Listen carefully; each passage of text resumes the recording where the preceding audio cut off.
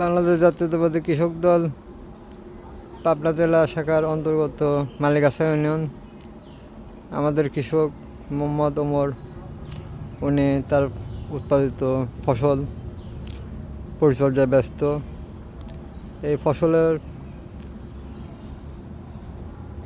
অন্য আমরা বিভিন্নভাবে হাত বদলের মাধ্যমে ভোক্তা পর্যায়ে কৃষক পৌঁছে দেয়। এই যে দিন নাই রাত নাই এরা কষ্ট করে, আমাদের সোনার কৃষকরা কষ্ট করে যে কর্মসূচি মাধ্যমে ফসল তুলছেন। এই জন্য মহান আল্লাহ আলমিনের দরবারে আমরা অশেষ শুকরিয়া জানাই।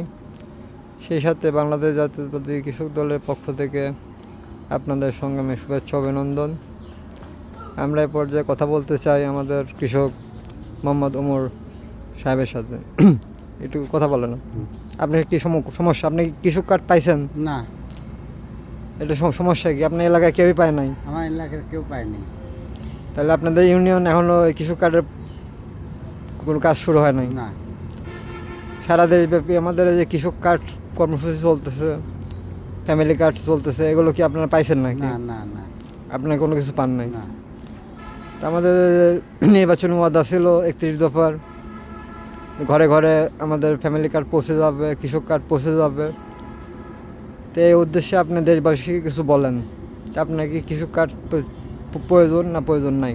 আমার কৃষি কার্ডের প্রয়োজন খুব, মানে কৃষি কার্ডে হলে পারে রন টনি ডাউডা ব্যাংকে তুললে পারলে আমার একটু সুবিধা হবে। হ্যাঁ হ্যাঁ, সঠিক সময়ে সঠিক কৃষি উপকরণ, সার, কৃষি ব্যবস্থাপনা, কৃষি প্রযুক্তি এগুলো সঠিক ব্যবহারের মাধ্যমে আপনারা উপকৃত হবেন। এবং অতি দ্রুত সরকার যাতে আপনার বিষয়টা এবং মালিকাছা ইউনিয়নের বিষয়টা দেখে, এই প্রত্যয় ব্যক্ত রেখে আমি সংশ্লিষ্ট কর্তৃপক্ষের মনোযোগ আকর্ষণ করছি, ওনারা যেন আপনাদের কাছে এসে আপনাদের যে প্রাপ্য ন্যায্য অধিকার সেই বিষয়গুলো আপনাদেরকে বুঝিয়ে দেয়। আমি একটা কৃষক কার্ড চাই, খুব আমার প্রয়োজন। আপনার পরিবারে কয়জন আছে? আমার পরিবারে 6 জন। 6 জন আপনি একাই চালান না? আমি একাই চালাই। তাহলে তো আপনার কৃষক কার্ড, ফ্যামিলি কার্ড দুইটাই প্রয়োজন। ঠিক আছে, আলহামদুলিল্লাহ।